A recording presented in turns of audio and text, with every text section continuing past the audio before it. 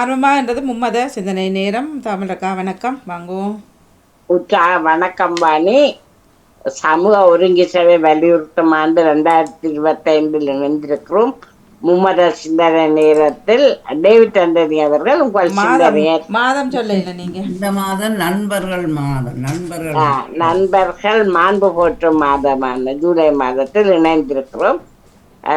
சிந்தனை நேரத்தில் டேவிட் ஆண்டனி அவர்கள் சிந்தனையிட்டார்கள். நன்றி ஜானதேசன் அவர்களுக்கும் வாணிக்கும் நன்றி. நன்றி.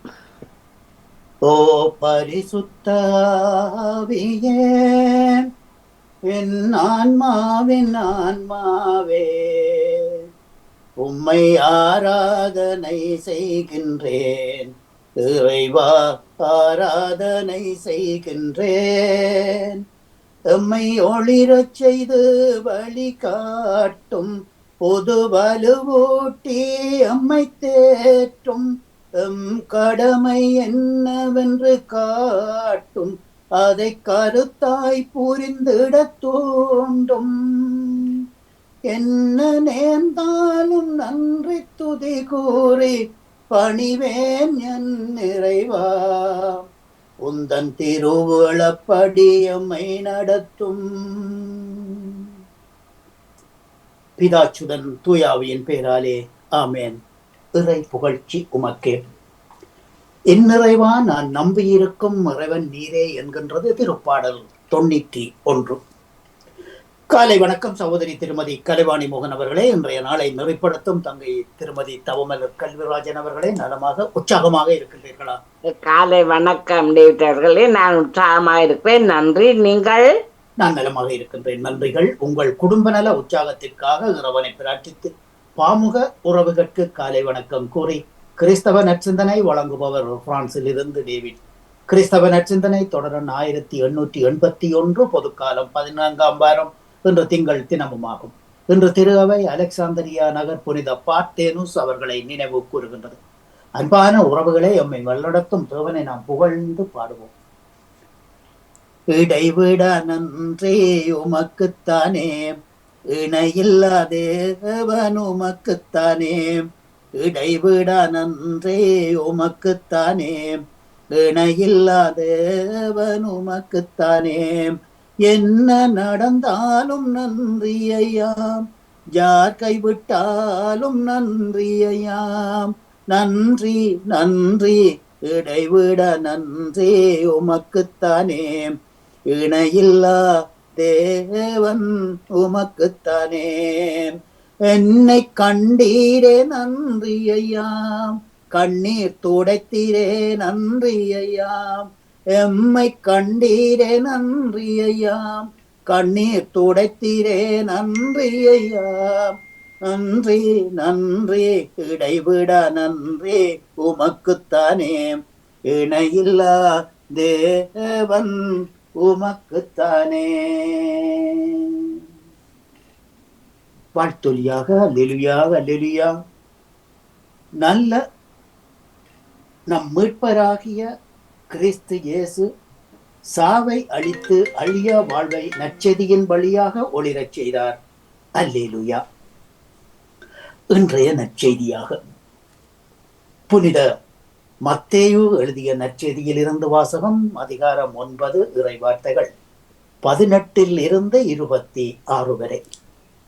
அக்காலத்தில் இயேசு தம் சீடர்களுடன் பேசிக் கொண்டிருந்த பொழுது தொழுகை கூட தலைவர் ஒருவர் அவரிடம் வந்து பணிந்து, என் மகள் இப்பொழுதுதான் இறந்தாள், ஆயினும் நீர் வந்து அவள் மீது உம் கையை வையும், அவள் உயிர் பெறுவாள் என்றார். இயேசு எழுந்து தம் சீடர்களோடு அவன் பின்னே சென்றார். இதோ 12 ஆண்டுகளாய் பெரும்பாட்டினால் வருந்திய பெண்ணொருத்தி பின்புறமாக வந்து அவர் போர்வையின் விளிம்பை தொட்டார். நான் அவருடைய போர்வையை தொட்டாலே குணம் பெறுவேன் என்று தனக்குள்ளே சொல்லிக் கொண்டான். இயேசு திரும்பி பார்த்து அவளை நோக்கி, மகளே தைரியமாயிரு, உன் விசுவாசம் உன்னை குணமாக்கிற்று என்றார். அந்நேரம் முதல் அவள் குணமாக இருந்தாள். இயேசு தலைவன் வீட்டுக்கு வந்தபோது தாரை ஊதுவோரையும் சந்தடி செய்வோரையும் கூட்டத்தையும் கண்டு, விலகி போங்கள், சிறுமி சாகவில்லை, தூங்குகின்றாள் என்றார். அவர்களோ அவரை ஏளனம் செய்தனர். கும்பலை வெளியே அனுப்பிவிட்டு அவர் உள்ளே சென்று அவள் கையை பிடிக்கவே சிறுமி எழுந்தாள். இச்செய்தி அந்நாடெங்கும் பரவிற்று. இது கிறிஸ்து வழங்கும் வாழ்வு தரும் நற்செய்தி. கிறிஸ்துவே உமக்கு புகழ். இன்றைய நற்சிந்தனையாக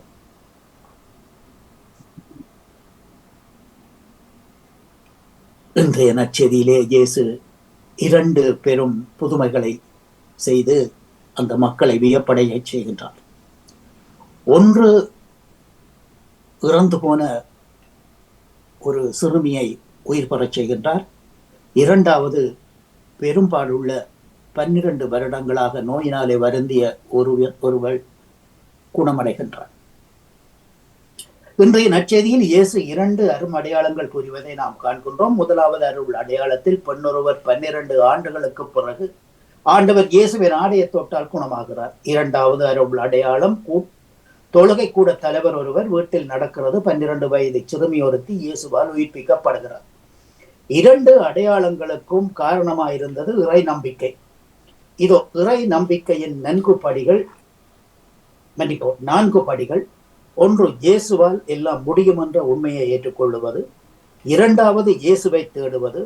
மூன்றாவது, நமது தேவையை சொல்லாலோ செயலாலோ இயேசுவிடம் எடுத்து சொல்லுவது. நான்காவது, இயேசு சொல்வதை செய்வது. ஆகவே இன்றைய நாளிலே முதல் வாசகத்தில் நாம் பார்க்கக்கூடிய அந்த இறைவன் நமது கடவுள் ஆபிரகாமுக்கு கொடுத்த அந்த வாக்கு தத்தம், நான் உன்னோடு இருப்பேன், உன்னை கைவிட மாட்டேன் என்ற அந்த வார்த்தை தான். ஆகவே இன்றைய முதல் வாசகத்திலே பிரதானமாக இந்த வார்த்தை குறிப்பிடப்பட்டிருக்கின்றது. செபக்கூட தலைவனின் மகளை உயிர்ப்பிப்பதும் பெரும்பாலுள்ள பெண்ணின் நோயை போக்கும் அருள் அடையாளமும் மார்க்கு சுவிசேஷத்திலும் லூக்கா சுவிசேஷத்திலும் இன்னும் விரிவாக விளக்கப்பட்டுள்ளன. இயேசுவை தொடாமலும் இயேசுவை தொடராமலும் ஒரு வகையில் இயேசுவுக்கே தெரியாமலும் நடந்த ஒரே புதுமை. இந்த பெரும்பாட்டினால் வேதனைப்பட்டவர் பெயற்ற உடல் நலம் தான் என்று சொல்லலாம். ஒரு புதுமை நிகழ்வதற்கு விசுவாசம் தான் அடிப்படை. அது இருக்கும் போது இயேசுவுக்கே தெரியாமலேயே அதனை பெற்றுக்கொள்ளுவதற்கும் வாய்ப்பு உள்ளது என்பதனை நாம் அறியலாம். ஆகவே ஒரு புதுமையான செயலை ஒரு புதுமை என ஏற்றுக்கொள்ளுவதற்கே முதலில் விசுவாசமும் நம்பிக்கையும் வேண்டும். அது இல்லையெனில் அது வெறும் மாயாஜாலம், வித்தை, பொய்ப்பித்தலாட்டம் என அதை அதாவது இன்றைய உள்ள மந்திரவாதிகள் செய்வது போல நாமும் அதை பார்ப்போமே ஒழிய அதன் அருள் அடையாளமாக புதுமையான செயலாக நாம் பார்க்க மாட்டோம். எனவே புதுமைக்கு புதுமை என்ற அடையாளத்தை கொடுப்பதே விசுவாசம்தான். ஆகவே இன்றைய நாளை இந்த விசுவாசத்தின் தன்மையை நாம் நோக்கி பார்க்க அழைக்கப்படுகின்றோம். படைத்தவராகிய கடவுள் தன்னை பல நிலைகளில் தன்னுடைய படைப்பாகிய இந்த உலகிற்கு வெளிப்படுத்தி கொண்டே இருக்கின்றார். இரத்தப்போக்கினால் துன்புறும் நபரை தொடுவதும் இறந்த உடலை தொடுவதும் ஒருவரை தீட்டுப்படுத்தும் என்று லேவியர் அதிகாரம் 15வது அதிகாரத்திலே 19வது வசனத்தில் காண கிடைக்கின்றது. அதாவது ஒரு இறந்த உடலை தொடுவது யூதர்களுடைய வழக்கப்படி அது தீட்டுப்பட்டது. அப்படியாக இருந்தா என்று சொல்லி சொன்னால் அவர் சென்று குளித்து அதற்குரிய பரிகாரங்களை செய்துவிட்டுத்தான் அவர்கள் வீட்டுக்குள் செல்ல வேண்டும். இதே போன்று இந்த துடக்கு, அதாவது ஒரு பெண் மாச விலக்கு வந்தார் என்று சொல்லி சொன்னால் யூதர்களின் முறைப்படி 7 நாள், அதற்கு பின்பு மேலும் இன்னும் 5 நாள் அந்த ஊரல்கள் அப்படியே இருந்தா என்று சொல்லி சொன்னால் தொடர்ச்சியாக 12 நாட்கள் அந்த தொடர்ச்சியாக அந்த தனிமையை கடைபிடிக்க வேண்டும். அதற்கு பின்பு சில சமய சடங்குகள் இருக்கின்றது. அவைகளை செய்து முடித்துத்தான் மறுபடியும் அவர்கள் தங்களுடைய குடும்பத்தோடு சேர வேண்டும் என்பது ஜூத முறை. இது லேவியர் ஆகமத்தில் 15ஆம் அதிகாரம் 19 வசனத்திலும் எண்ணாகமம் 19வது அதிகாரம் 11, 12 நாம் காணலாம். இதை அழகாக இன்றைய நட்சியாளர் நமக்கு தருகிறார். ஆகவே மருத்துவரால் கைவிடப்பட்டு மருத்துவத்துக்கு செலவழிப்பதற்கு கூட எதுவுமே இல்லாத நிலையில் இனி வாழ்வுக்கே கேள்வியாக இருந்த பெண்ணின் நம்பிக்கை அவளுக்கு முழுமையான உடல் நலத்தை பெற்றுக் கொடுத்தது. தனது மகள் இறந்து விட்டால் இருந்தாலும் இயேசுவால் இவளுக்கு உயிர் கொடுக்க முடியும் என்ற நம்பிக்கையை இறந்த மகளை உயிர்ப்பிக்க இயேசுவை அவர் அழைக்கின்றார்.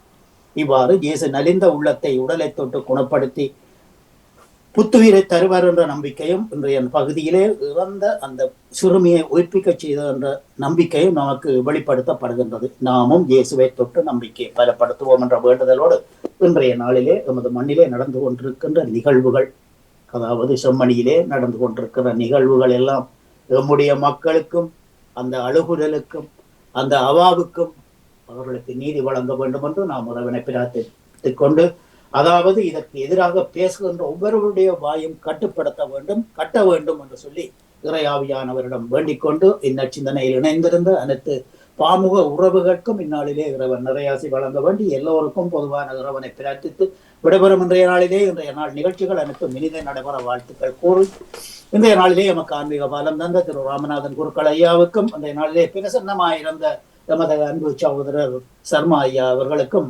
வணக்கத்தையும் வாழ்த்துக்களையும் நன்றியையும் தெரிவித்துக் கொண்டு அன்போடு விடைபெறுகின்றேன். அன்பு தங்கியே திருமதி தவமலர் கல்விராஜன் அவர்களே, அதாவது இன்றைய நாளிலே நண்பர்கள் நட்பு பாராட்டும் மகத்தான மாதத்தில், நண்பர்கள் நட்பு பாராட்டும் மகத்தான மாதத்தில் என்று கூறி அன்போடு விடைபெறுகின்றேன். மூன்றமாக நாளைய தினம் தங்கியவுடன் இணையும் வரை உங்களிடமிருந்து அன்பாக விடைபெற்றுக் கொள்வது பிரான்சிலிருந்து டேவிட். நன்றி, வணக்கம். நாளைய நன்றி டேவிட் ஆண்டனி அவர்களே, உங்கள் சிந்தனைக்கு வாழ்த்துக்கள். அடுத்து பாலன் வீரப்பிள்ளை அவர்கள் உங்கள் சிந்தனையை தாருங்கள்.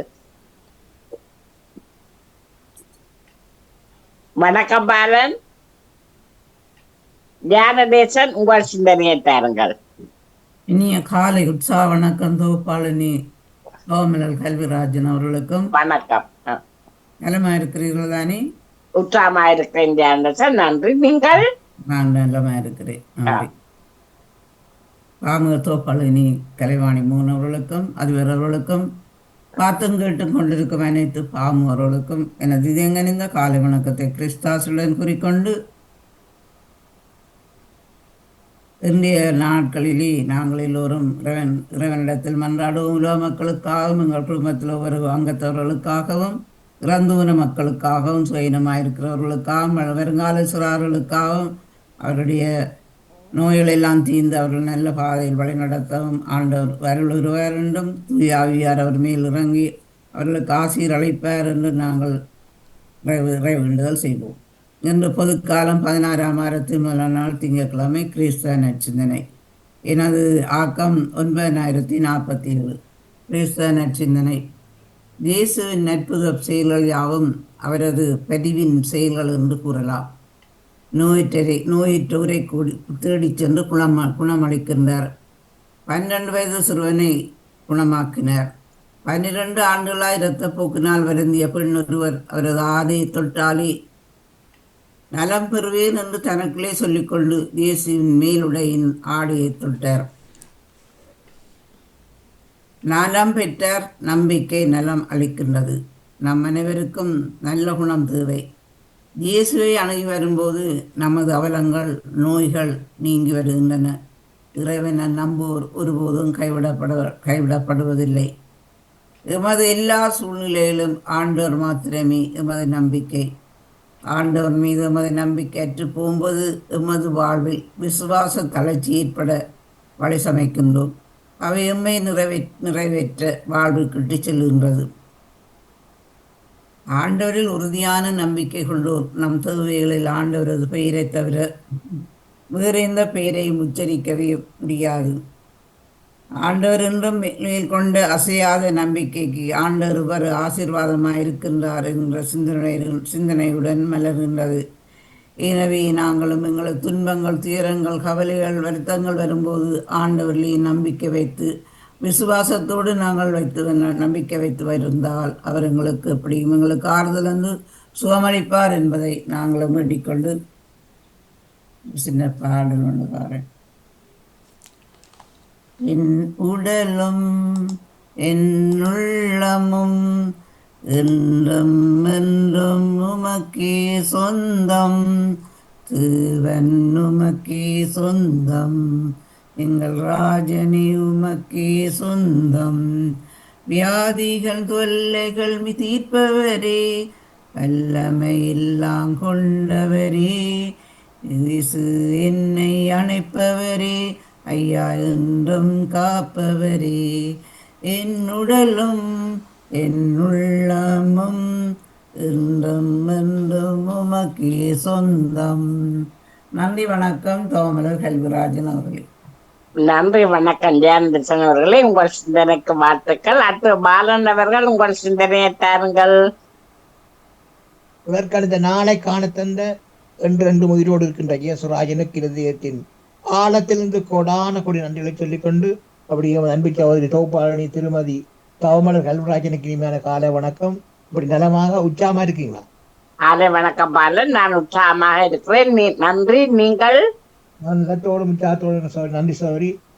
நன்றி சொல்லிக்கொண்டு அப்படி அன்பு சகோதரி திருமதி கலைவாணி மோகனுக்கு இனிமையான கால வணக்கங்களையும் சுயநலங்களையும் விசாரித்தபடி மற்றும் காமத்துக்கெல்லாம் சிறப்பிக்கின்ற அனைத்து குடும்ப உறவுகளுக்கும் கால வணக்கங்களையும் சுயநலங்களையும் விசாரித்தபடி மற்றும் பாமுகத்தின் அதிபர் குடும்பம் நண்ப சகோதர திருவாளர் நடாமோகன் குடும்பத்தினரையும் மற்றும் அனைத்து உறவுகளுக்கும் இயேசுராஜனுடைய ஆசீர்வாதங்கள் என்றென்றும் கிடைக்கும் சொல்லி ஒவ்வொருவரையும் இயேசு நாமத்தில் வாழ்த்திக்கொண்டு லண்டன் தீச்சப்போட்டை வேலுப்பிள்ளை பாலன் கிறிஸ்தவ தொழிலக்கம் சகோதரி 554 என்று சொல்லிக்கொண்டு வளமை போல புதிய ஏற்பாட்டில் புனித லூக்காளுத சுவிசேஷம் 24ஆம் அதிகாரம் இறை வார்த்தைகள் 10-20 முடிய.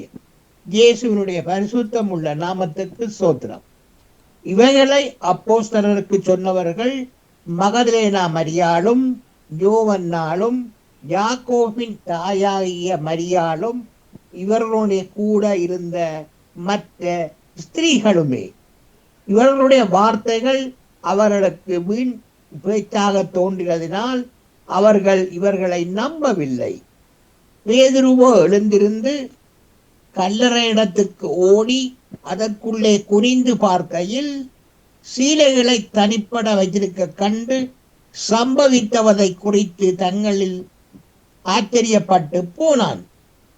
அன்றைய தினமே அவர்களில் 2 பேர் எருசலேமுக்கு 7 அல்லது 8 மைல் தூரமான எம்மாவு என்னும் கிராமத்துக்கு போனார்கள். போகையில் இந்த வர்த்தமானங்கள் யாவையும் குறித்து அவர்கள் ஒருவருடொருவர் பேசிக் கொண்டார்கள். இப்படி அவர்கள் பேசி சம்பாஷித்துக் கொண்டிருக்கையில் இயேசு தாமே சேர்ந்து அவர்களுடைய கூட நடந்து போனார். ஆனாலும் இயேசுவை அறியாதபடிக்கு அவருடைய கண்கள் மறைக்கப்பட்டிருந்தது. அப்பொழுது இயேசு அவர்களை நோக்கி, நீங்கள் துக்கமுள்ளவர்களாய் மாறி நடந்து ஒருவருக்கொருவர் சொல்லிக் கொள்ளுகிற காரியங்கள் என்னவென்று கேட்டார். அவர்களில் ஒருவனாகிய கிலேயோப்பா என்பவன் பிரதியுத்தரமாக, இந்நாட்களில் எருசலேமிலே நடந்தவைகளை அறியாதபடிக்கு நீர் அந்நியராயிருக்கிறீரோ என்றான். இயேசு இவைகள் என்றார். அதற்கு அவர்கள், நசரேயனாகிய இயேசுவை குறித்தவைகளே. அவர் தேவனுக்கு முன்பாகவும் ஜனங்கள் எல்லாருக்கு முன்பாகவும் செய்கையிலும் வாக்கிலும் வல்லமையுள்ள தீர்க்கதரிசியாயிருந்தார். நம்முடைய பிரதான ஆசாரியரும் அதிகாரிகளும் இயேசுவை மரண ஆக்கினைக்குட்படுத்தி சிலுவையில் அறைந்தார்கள். நம்முடைய பிரதான ஆசாரியரும் அதிகாரிகளும் இயேசுவை மரண ஆக்கினைக்குட்படுத்தி சிலுவையில் அறைந்தார்கள். தொடர்ச்சி சோரி நாளை தொடர்ந்து சொல்லிக்கொண்டு ஒரு பாடல். இயேசுனுடைய பரிசுத்தம் உள்ள நாமத்துக்கு சோத்திரம். பாவ மன்னிப்பின் நிச்சயத்தை பெற்றுக்கொள்ள வேண்டும். பரலோகத்தில் ஓரிடம் நீ பெற வேண்டும். பாவ மன்னிப்பின் நிச்சயத்தை பெற்றுக்கொள்ள வேண்டும். பரலோகத்தில் ஓரிடம் நீ பெற வேண்டும். இயேசு தருகிறார், இன்று தருகிறார். அதற்காகத்தான் சிலுவையில் ரத்தம் சிந்திவிட்டார். இயேசு தருகிறார், இன்று தருகிறார். அதற்காகத்தான் சிலுவையில் ரத்தம் சிந்திவிட்டார்.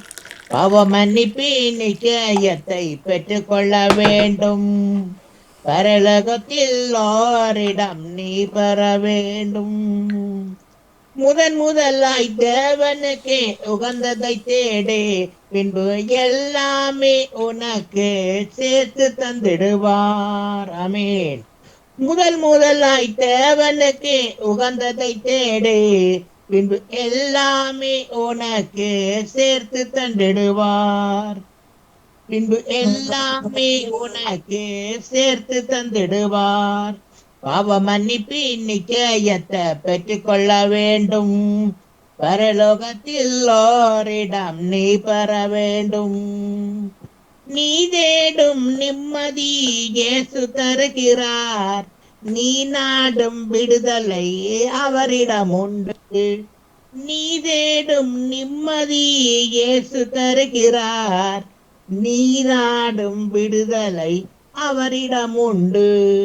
நீ நாடும் விடுதலை அவரிடம் உண்டு. அன்பான தகப்பனே இயேசுராஜனே, மீண்டும் ஒரு புதிய நாளை காண தந்த கிருபைகளுக்காக இயேசுராஜனுக்கு மீண்டும் ஒரு முறை உள்ள நாளத்திலிருந்து கோடான கோடி நன்றிகளை சொல்லிக் கொண்டு சோத்திரம் தகப்பனே. மற்றும் பாமத்து கலந்து சிறப்பிக்கின்ற குடும்ப உறவுகள் மற்றும் அனைத்து குடும்ப உறவுகளுக்கும் நிறைவான ஆசீர்வாதங்களை நீங்கள் கொடுத்து ஆசீர்வாதம் ஜபிக்கிறேன் ராஜா. ஒவ்வொரு குடும்பத்தினுடைய தேவைகளை சந்தித்து அவர்களை ஆசீர்வதிங்க சொல்லி இயேசு நாமத்தில் ஜபிக்கிறேன் பிதாவே. அவருடைய ஆசீர்வதிங்க, தேவைகளை சந்திங்க. அவளுக்கு மீண்டும் செலுத்துவோம் தகப்பனே. சோத்திரம் சோத்திரம் மற்றும் தகப்பனே, பாமத்தில் கலந்து சிறப்பிக்கின்ற அனைத்து தெய்வ குழந்தைகளை தேவைகளை சந்திங்க இயேசப்பா. அவர்கள் செல்லும் இடமெல்லாம் உங்களோட ஆணி வாய்ந்த கரம் அவர்கள் கூடவே இருந்து எடுத்த முடி ஜபிக்கிறேன் ராஜா. அதுக்காக நன்றி தகப்பனே. சோத்திரம் சோத்திரம் அப்பா. அவர் நரம்பு மண்டலங்களை தொட்டு தகப்பனே உங்களை அசுவப்படுத்த முடியும் ராஜா. தகப்பனே, ஒரு விஷயம் மனம் விளங்கி தகப்பனே, அவர்கள் எந்தெந்த இடத்தில் இருக்கிறார்களோ அந்த இடத்துல உங்களை சோமடிக்கிற வல்லமை இந்த வினாடியை இறங்க முடி ஜபிக்கிறேன் ராஜா. உச்சன் தலையிலிருந்து உள்ளங்கால்கள் வரை நாடி நெட்டம்புகள் எலும்புகள் தசனங்களுக்குள்ள சோமடிக்கிற வல்லமை தெய்வ குழந்தை இறங்க முடி ஜபிக்கிறேன் தகப்பனே. அப்படியே இறங்கினாக்கா கோடி நன்றி ராஜா. இவருடைய பெற்றோருடைய தேவைகளை தந்தீங்க, அவரை பலப்படுத்துங்க, ஆசீர்வதிங்க.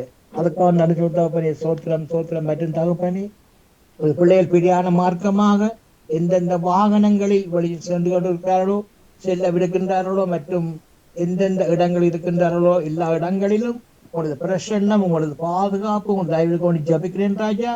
ஒருவருக்கு கூட ஒரு சிறு விபத்துக்கள், பிறர் மூலம் எந்த விதமான ஒரு பிரச்சனைகளோ ஆபத்துக்களோ கொள்ளை நோய்களோ அணுகாதவண்ணன் ராஜா. நீங்கள் ஒவ்வொருவரையும் அணு வினாடியும் பேர் பேராக பாதுகாப்பாடு ஜபிக்கிறேன் ராஜா.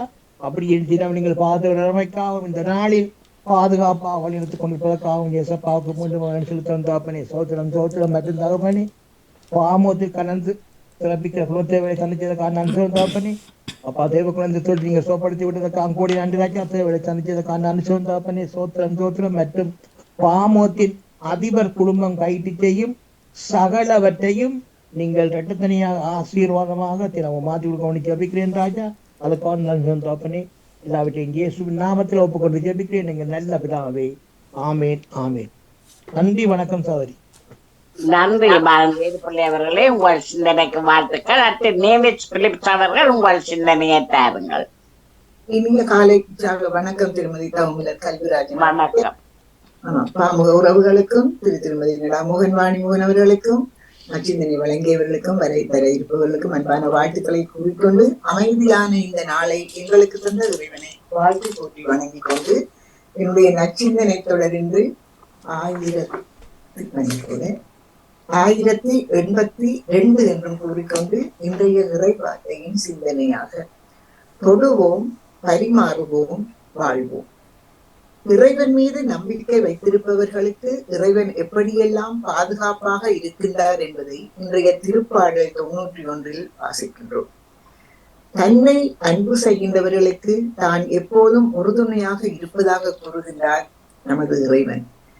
நம் நிறைகுறைகளை அறிந்தவராக இருக்கின்றார். நாம் எப்போதும் கடவுளை தேடுபவர்களாக மாற வேண்டும். கடவுளை வெறுமனே பணத்திற்காகவும் பதவிக்காகவும் அதிகாரத்திற்காகவும் மட்டுமல்லாமல் கடவுள் நம்முடைய வாழ்வில் வேண்டும் என்னும் எண்ணத்தோடு தேட வேண்டும். நமது நிறைகுறைகளை அறிந்தவராக இருக்கும் கடவுளை நாம் புனிதத்தன்மையோடு இருந்தால் மட்டுமே தேட வேண்டும் என்பதல்ல. நம்முடைய நிறைகுறைகளை நாம் ஏற்றுக்கொண்டாலே நாம் புனித வாழ்வுக்கான பாதையில் நடைபயில ஆரம்பிக்கின்றோம். வாழ்வின் எல்லா சூழல்களிலும் நாம் நம்பிக்கையோடு வாழ வேண்டும் என்று இன்றைய நற்செய்தி வாசகம் நமக்கு கற்றுத் தருகின்றது. நாம் ஒருபோதும் சோர்ந்துவிடக் கூடாது. கடவுள் நம்மோடு இருக்கின்றார் என்கின்ற உணர்வு கொண்டு நமது வாழ்வை நம்பிக்கையோடு எதிர்கொள்ள வேண்டும்.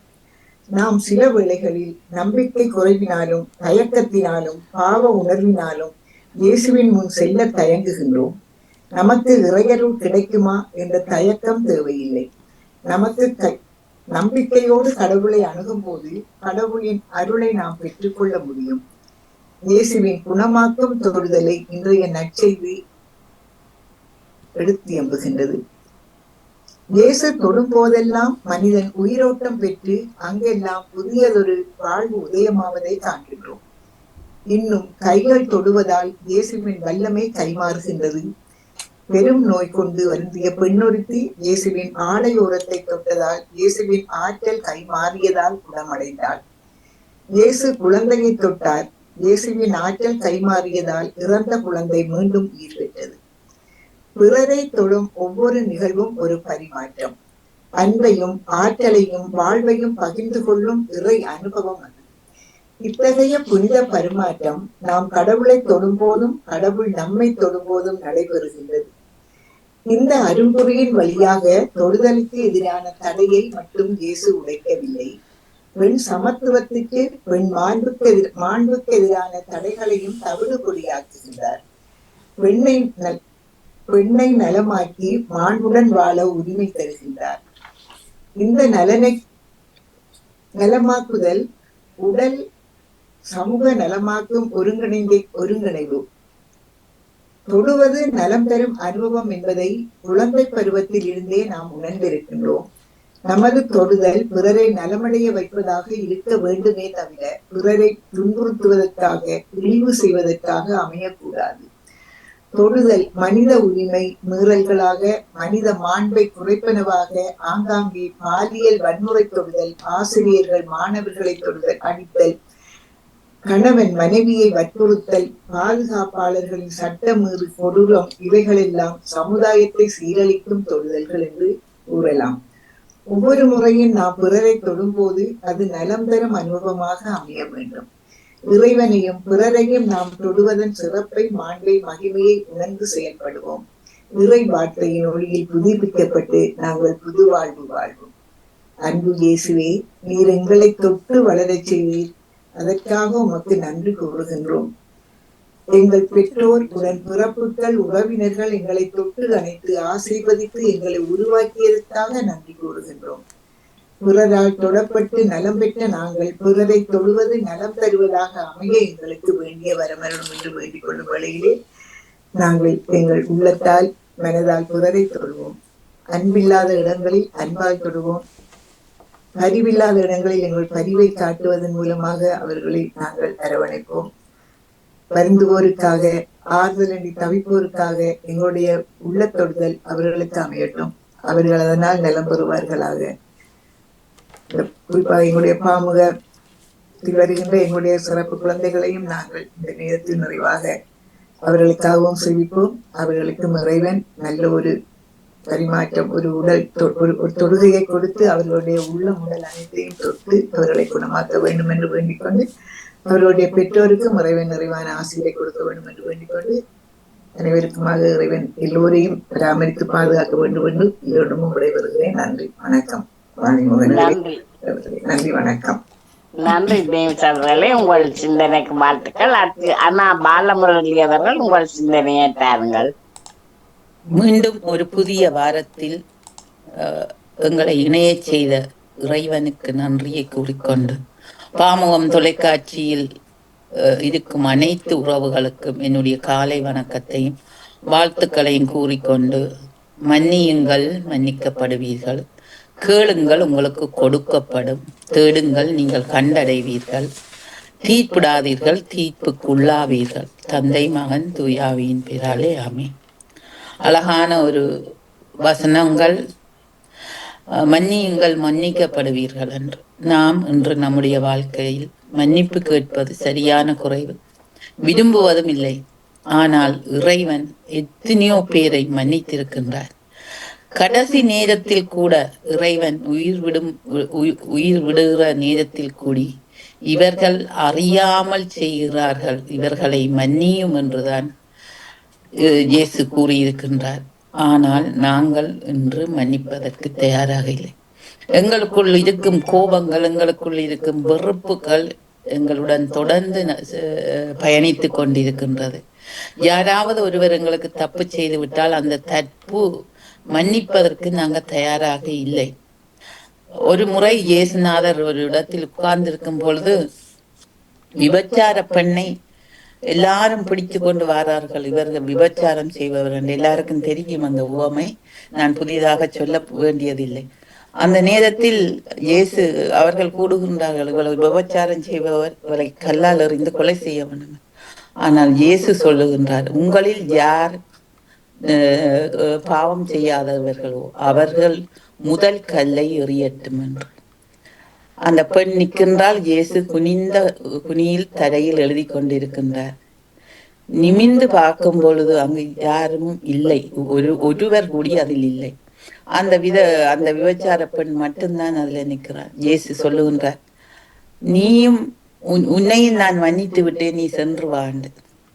எவ்வளவு அழகான ஒரு வார்த்தை, எவ்வளவு அழகான ஒரு விஷயம், எவ்வளவு பெரிய மனம் இயேசுநாதருக்கு என்று நாங்கள் நினைப்பதை தாண்டி அங்கு ஒரு மனிதாபிமானத்தை நாங்கள் பார்க்கின்றோம். யார் உங்களில் தப்பு செய்யாதவர்கள் முதல் கல் அவள் மேல் எறியட்டும். அதே போல் நம்முடைய வாழ்க்கை, நாமல் யாருமே பாவம் செய்யாதவர்கள் அல்ல. பாவத்தில் தான் நாங்கள், எங்களுக்கு திரு விவிலியத்தில் ஒரு வசனம் இருக்கின்ற, கருவிலேயே நீ பாவத்தோடு தான் கருத்தாங்கினாய் என்று. அந்த விஷயம், அந்த வசனம் உண்மையாகவே என்னுடைய தாயார் பாவத்தில் இருக்கும் போதே கருத்தாங்கினாள் என்றதுதான் அந்த அர்த்தமாக இருக்கின்றது. ஆகவே நாம் ஒவ்வொருவரும் என்ன பெரிய விஷயமாக இருந்தாலும் சரி, ஒரு சிறிய விஷயமாக இருந்தாலும் சரி, எங்களுக்குள்ளே குடும்பங்களுக்குள்ளே இருந்தாலும் சரி, நாங்கள் மன்னிக்க பழக வேணும். மன்னிக்கிறதான் பெரிய விஷயம். அதை அடுத்த வசனமாக தீர்ப்பிடாதீர்கள், தீர்ப்புக்குள்ளாக ஆவீர்கள் என்று கூறுகின்ற. நாங்கள் தீர்ப்பிடுகின்றோம், ஒவ்வொருவரையும் நாம் கண்ட போக்கில் தீர்ப்பிடுகின்றோம். அவ அப்படி, இவர் அப்படி, இது அப்படி, அது இப்படி என்று நாங்கள் கண்ட போக்கில் தீர்ப்பிடுகின்றோம். நாம் யாரையும் தீர்ப்பிடக்கூடாது. நம்மை தீர்ப்பிடுவதற்கே இறைவன் இருக்கின்றார். நாம் மற்றவர்களை தீர்ப்பிட்டால் மற்றவர்கள் நம்மை தீர்ப்பிடுவார்கள். ஒரு சின்ன ஒரு விஷயத்தை நான் இதில் முன்வைக்கின்றேன். நாம் வாழும் சமகாலத்தில் வாழ்ந்தவர்தான் புனித அன்னை தெரேசா. எவ்வளவு பெரிய ஒரு புனிதை அவை என்று நாங்கள் அவருடைய வரலாற்றை வாசித்து பார்த்தால், அவ போல் நாங்கள் ஒரு வீதமாவது வாழ முடியுமா என்றால் கடைசி வந்தாலும் என்னால் முடியாது. சம்பந்தம் இல்லாத இந்தியாவில் தான் அவருடைய சேவை ஆரம்பித்தது. இந்தியாவுக்கும் அவவுக்கும் எதுவுமே சம்பந்தம் இல்லாத ஒரு நாடு. அந்த நாட்டை தேர்ந்தெடுத்து அவ அந்த நாட்டுக்கு போய் அவ எவ்வளவோ பணி செய்திருக்கிறார். அந்த பணியில் அவை அவமானப்படுத்தி இருக்கிறார்கள், நிந்தை செய்திருக்கின்றார்கள், கேவலப்படுத்தி இருக்கின்றார்கள், பழித்துரைத்திருக்கின்றார்கள், காரி உமிழ்ந்திருக்கின்றார்கள், எவ்வளவோ செய்திருக்கின்றார்கள். ஆனாலும் அன்னை தெரேசா அவ எல்லாரையும் மன்னித்திருக்கின்றார். எவ்வளவோ கதைகள் அவ பற்றி எவ்வளவோ கதைகள் இருக்கின்றது. நாம் சொல்லிக்கொண்டே போகலாம். ஆனால் அந்த குறுகிய நேரத்தில் நான் அன்னை தெரேசாவை என் மனதில் கொண்டேன் என்று ஒரு நிமிடம் நான் அவவை பற்றி யோசிக்கும் போது, எவ்வளவு சிறந்த ஒரு அன்னை அவ. அதாலதானோ இன்னமும் அவ இன்றைக்கு புனிதையாக உயர்த்தப்பட்டிருக்கின்றார். ஆகவே நாம் எல்லோரும் வீடுகளில் ஆரம்பிப்போம். எங்களுடைய மன்னிப்பை நாங்கள் வீடுகளில் ஆரம்பித்து, உறவுகளுக்குள்ள ஆரம்பித்து, நண்பர்களுக்குள்ள ஆரம்பித்து, சமுதாயத்துக்குள்ள ஆரம்பித்து நாங்கள் மற்றவர்களை மன்னிப்போம். எங்களுக்கு வார கோபத்தில் எதையுமே எடுத்து எறிஞ்சு கதைக்காமல் ஒரு நிமிடம் நாங்கள் அந்த கதைக்கும் வார்த்தையை சிந்தித்து நிதானித்து மீண்டும் கதைப்போம் என்று நினைத்தால் அங்கு கோபம் எல்லாம் போய்விடும்.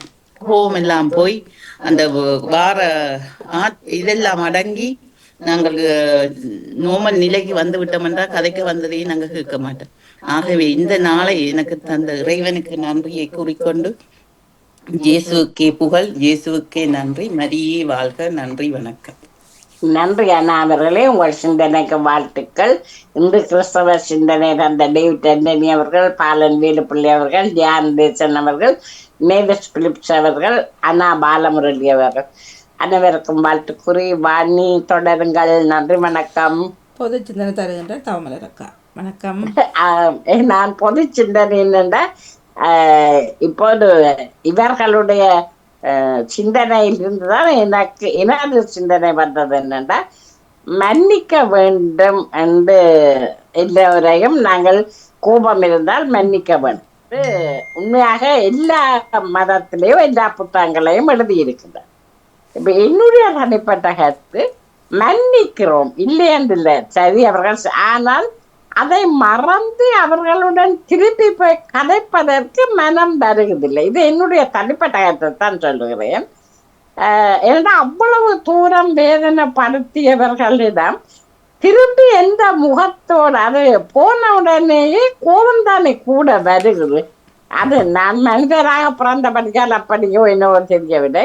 அதை என்னென்ன மாற்றுவதென்று எனக்கு விளங்கவில்லை. ஆனால் மற்றவர்கள் அதை செய்கிறார்கள் போல், ஆனால் எனக்கு செய்ய முடியாமலே உள்ளது. ஏன்னா அவ்வளவு தூரம் அந்த என்ன என்னை விடுத்து எவ்வளவோ உதவி செய்த போது அதை தூக்கி மதிக்காதவர்கள், அதை குறித்து நினையாதவர்கள் மத்தியில் திருப்பி போய் எப்படி கதைப்பது? வாரியால் முடியுமா? என்னால் உண்மையாக முடியவில்லை. சரி, உங்கள் பொது சிந்தனை மன்னிப்பு பற்றி தான் எனக்கு அது முடியவில்லை. ஏன் என்பதுதான் என்னது கேள்வி. யாரும் சொல்ல போறீங்களா?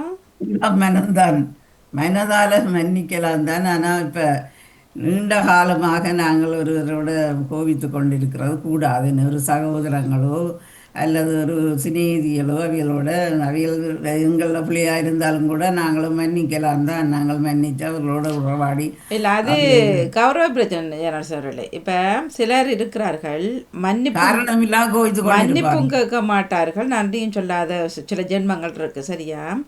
இப்போ சிலர் ஒன்றுமே செய்ய மாட்டார்கள், அவர்கள்கிட்ட மூஞ்சை நீட்டு கொண்டிருப்பார்கள்.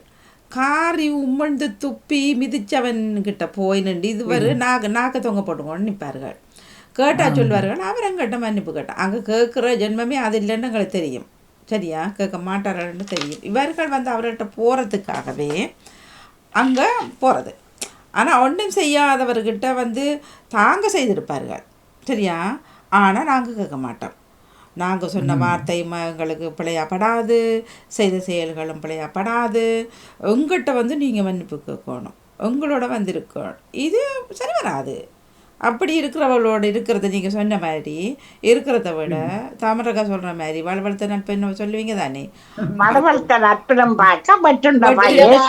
அது நாளைக்கு விட்டு பார்க்கணும். உண்மையாக இல்லை இல்லை, கொஞ்ச நாளைக்கு விட்டாலும் சொல்லி சில திருந்தாதவர்கள் தாங்க தான் பெருசு, எங்களை தான் இதோட இப்போ சொல்லுவார்கள். எப்படி என்னால் என்ன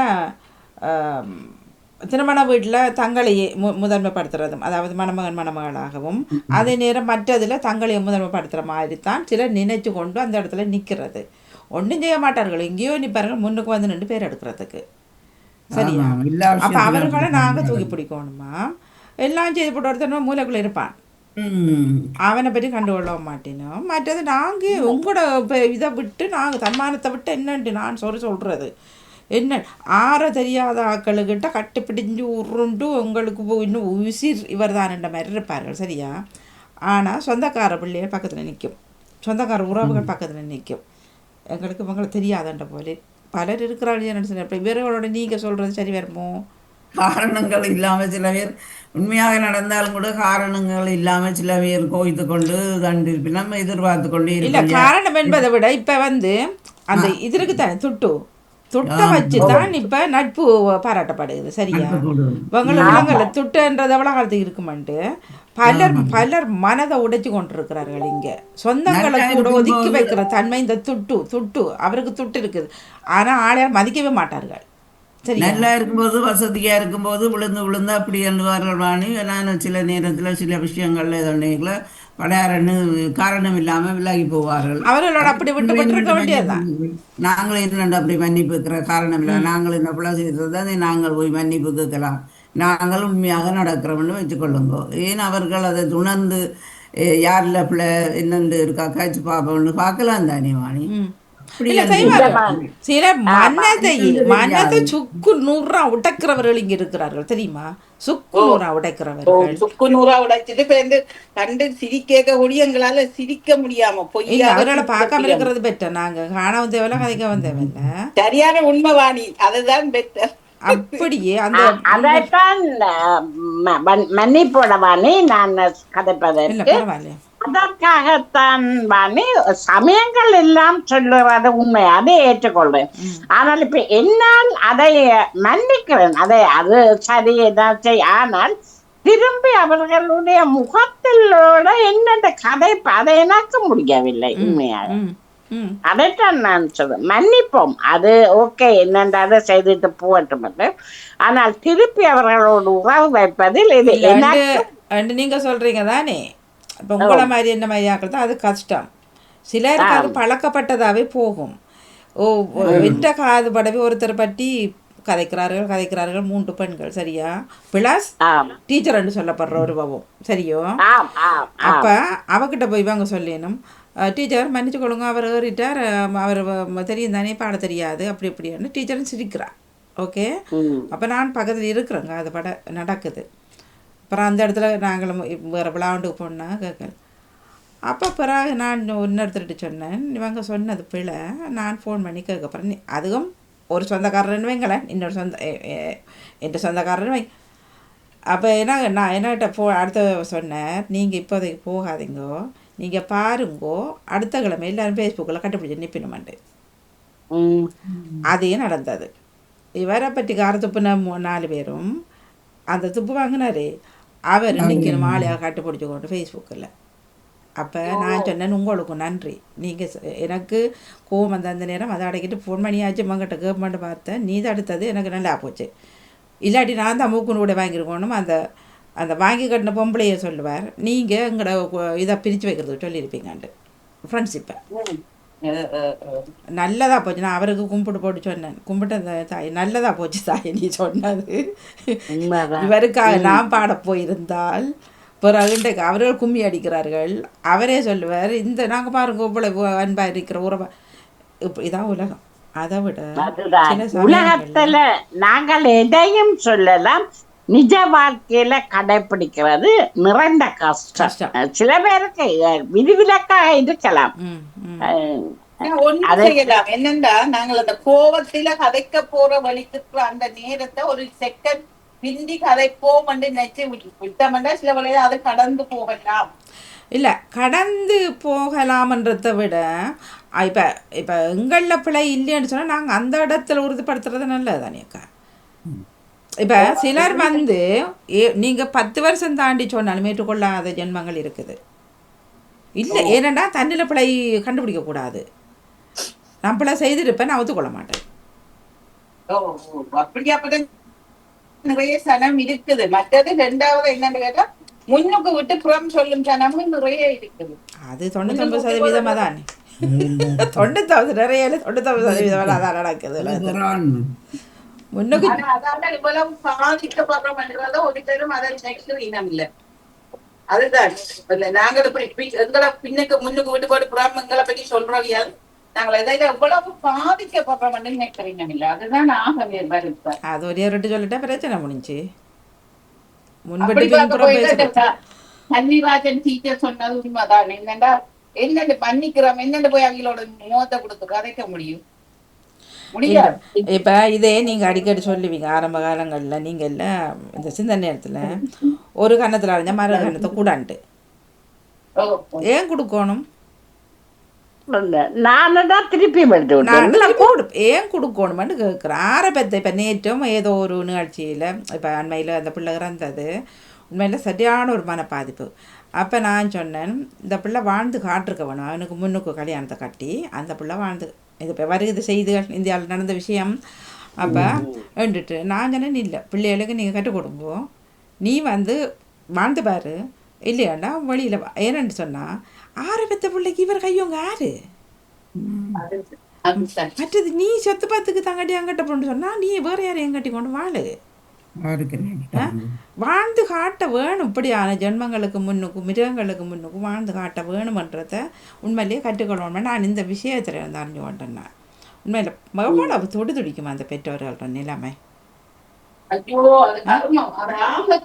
அப்போ அதை இல்லை நீ என்ன அனுசரிச்சுப்போ, நீ ஜீரணிச்சுப்போ, இதெல்லாம் இப்போ பிள்ளை சரி வராது. என்னத்தை அனுசரிக்கிற, என்னத்தை ஜீரணிக்கிறது? ஒரு பெத்த பிள்ளைக்கு இன்னொரு கையோங்கிறது ஆசிரியர் அடிக்கிறது பிள்ளை. உண்மையில் அந்த காலத்தில் நாங்கள் கேள்வி கேட்க விட்டுட்டோம். அந்த பிள்ளை எவ்வளோ செல்லமாக வளர்ந்துருக்கும் இதெல்லாம்.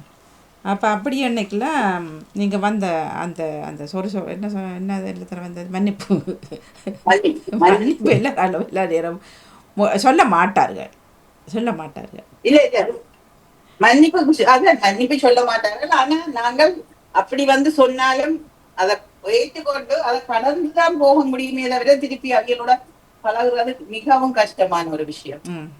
மிகவும் கஷ்டமான அது பொய்யன்றது இதெல்லாம் சிலருக்கு அப்படி அது பழகப்பட்ட ஒன்று. வழக்கத்துக்கு வச்சு அப்போ அதை கஷ்டம் அவங்களை மாத்திர பொய்யன்றதையும் விட சொல்லாயத்தையே சொல்வார்கள் பாருங்கோ. ஏன்னா சொன்னேன் தானே உங்களுக்கு, நீ சொல்லவே இல்லை சொன்னா தாடி பிறகு. இப்போ பொய்யண்டா, இப்போ பொய் சொல்கிறேன்டா நீங்கள் ஒரு விஷயத்த 10 பேர்கிட்டே ஒரே மாதிரி சொல்லுங்க, ஏன்னா பிடிபட மாட்டீங்க. சரியோ? இது அவர்கிட்ட உண்டை சொல்கிறது, எனக்கிட்ட உண்டை சொல்கிறது, உங்கள்கிட்ட உண்டை சொல்கிறது. பொய் சொன்னாலும் பிடிபடாமல் சொல்லி அதை பொருந்த சொல்லு சொல்லியிருக்கு 2 விஷயம். அது 2ம் இல்லை. அப்போ சொல்லுவார்கள். சொல்லிப்பட்டு பிறகு பார்த்தா நாளைக்கு இன்றைக்கு அங்கே ஃபேஸ்புக்கில் விஷயம் வரும், இங்கே இந்த இடத்துல இப்படி நின்றாருன்னு சொல்லி அல்லது இன்னொருத்தம் பொய்ய சொல்லி சொல்லி வாரி பல நாட்கள் ஒரு நாள் பிடி விடுவான், ஒரு நாள் பிடி விடு. இல்லை பிடிபட்டானுன்னு சொல்லி இப்போ சில குடும்பங்களில் இவர் இப்படித்தான், இவருக்கு கதையும் விளங்குறல்ல இந்த மனுஷனுக்கும் இது இப்படித்தான் மாறுதான் கதைக்குமென்று தெரிஞ்சிருந்தால் அந்த கணவனுக்கும் மனைவிக்கும் அவங்க வந்து மற்றவர்கிட்ட சொல்லலாம், இவர் இப்படித்தான் கொஞ்சம் மன்னிச்சுக்கோ. இல்லை, அவருக்கு தெரியும் இவர் இப்படித்தான் கதைக்கிறவர்ண்டு. ஆனால் நாங்களும் வந்து அவர் பக்கம் நின்றால் பாடுவோம். பாடைகள் என்ன நடக்குது, மனங்களும் உடையுது, குடும்பங்களும் உடையுது. அப்போ அவர்களை திருத்த முடியாது. ஏன்னா அவர்களுக்கு பழக்கப்பட்டு போயிட்டு, குடும்பத்துக்கு பழக்கப்பட்டு போயிட்டு, பிள்ளைகளும் சேர்ந்து இப்போ நீங்கள் இளையவர் அப்பளப்பட்டவர்களாம் இன்றைக்கு ஒரு தொகுப்பில் ஒருவர் சொன்னார். நோ, அவர்கள் தான் கூட இருக்குது. இப்போ போட்டி பொறாமல் அந்த குடும்பத்தில் இருந்து வர பழக்கங்கள், கள்ள பழக்கங்கள், மற்றவர்களோட பெரியவரும் சண்டை பிடிப்பார்கள். இந்த இளையவர்கள் மெசேஜ் போடுவார்கள். பெரியவர்கள் இப்போ அவர்கள் சொந்தக்காரர்கள் ஏதோ ஒரு விஷயத்தில் கதை இங்கால நடக்கும், எப்படி உண்டு அம்மா இப்படி கதைப்பா, இப்படி எங்களை கதைப்பா. அப்ப இதெல்லாம் எங்க பழக்கப்படுது வீட்டுல.